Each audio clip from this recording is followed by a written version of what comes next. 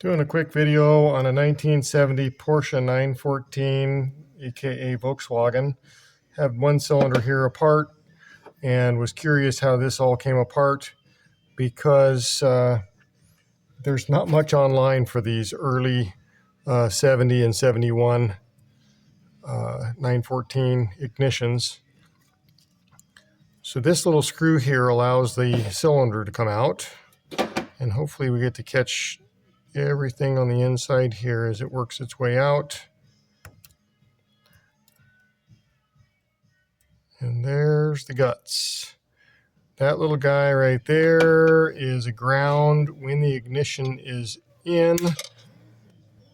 That's the tip of that ground. So it case grounds when you're rotated to accessory or on, and back off there. So I was going to get this guy taken apart because I have a little bit of corrosion going on. That's probably why it's not operating, is that it's bent out there.